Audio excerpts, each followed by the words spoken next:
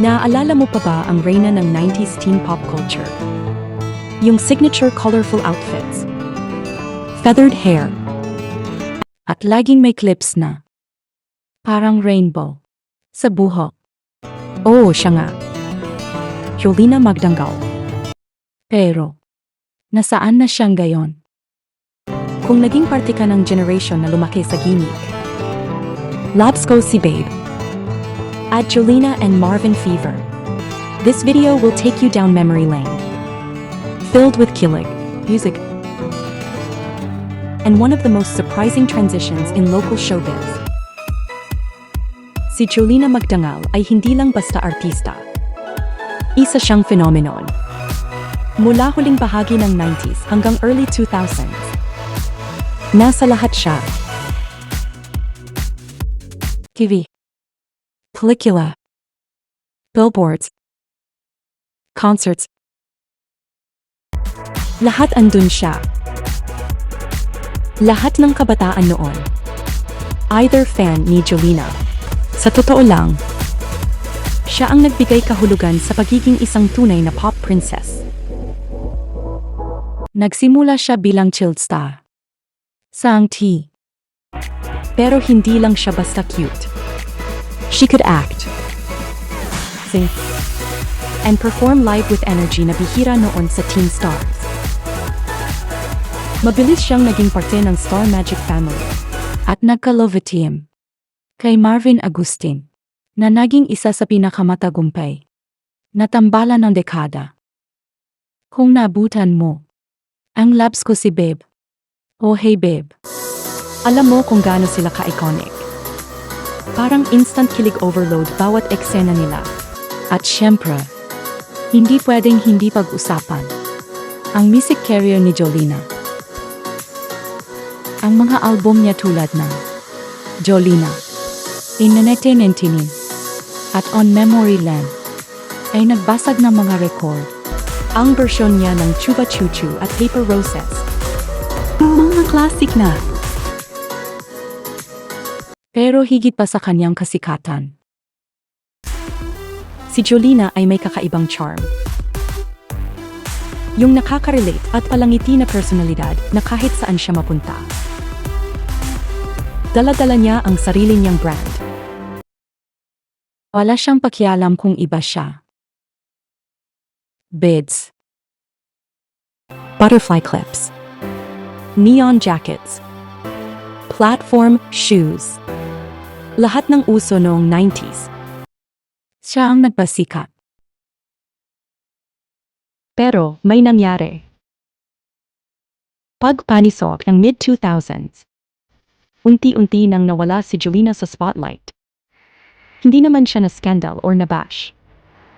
But it was like, naging tahimik ang lahat. Yung dating almost daily na exposure na ya. SATV and media. Naging occasional guestings na lang. Bakit nga ba? Isang malaking dahilan. Lumipat siya ng network. Mula ABS-CBN patungong GMA7. At kahit may mga proyekto pa rin siya. Hindi na ito tulad ng Betty. Hindi na siya ang pangunahing teen idol. May makabagong henerasyon ng mga bituin. At unti-unti, si Jolina ay naging bahagi ng supporting roles. Hosting stints. At lifestyle content. At dito natin nakita ang ibang side ni Jolina. Young matured, grounded version. Mas naging tutok siya sa sarili niya. Sa kanyang pananampalataya. At sa kanyang pamilya. So, nasaan na si Jolina Magdangal ngayon? Well, nandito pa rin siya. Pero hindi na katulad ng pagkakaalala sa kanya. Ang karamihan sa mga fans. Gayon, masaya na siyang kasal. Kay Mark Estieta ng Revernea. May dalawa silang anak na cute na cute. At madalas niyang ibahagi ang mga simpleng takbo sa kanilang buhay sa social media. Ang mga post niya ay puno ng katotohanan. Walang filter. Walang pretensyon. Isang ina, isang asawa, at isang malikhain at totoo na kaluluwa. Nagbalik din siya sa ABS-CBN bilang host. Ang Magandang Buhay, kasama sina Melay at Carla Estrada. Dito natin nakita yung Mater Jolina, full of wisdom, warmth, and still that signature kill it with heart vibe. Mahilig din siya sa arts and crafts, negosyo, at paggawa ng inspirational na content. Kahit hindi na siya laging nasa limelight, ang mga primetime teleserye o blockbuster na pelikula, nahanap ni Jolina ang tunay na kapayapaan. At sa totoo lang, isang magandang kwento na rin yun. Maaring hindi na si Jolina magdanggal, ang it-girl ng bagong henerasyon.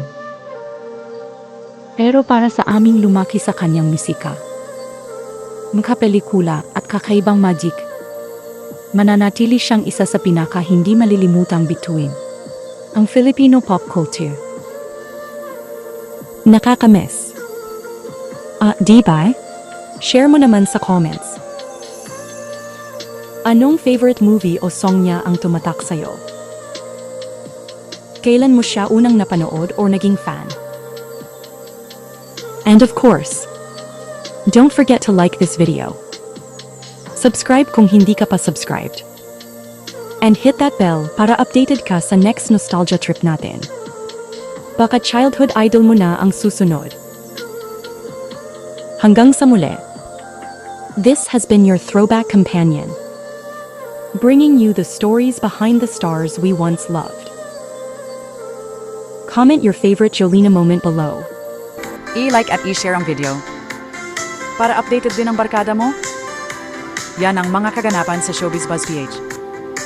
Para sa mas marami pang chika, huwag kalimutang mag-subscribe, i-like ang video, at i-hit ang notification bell.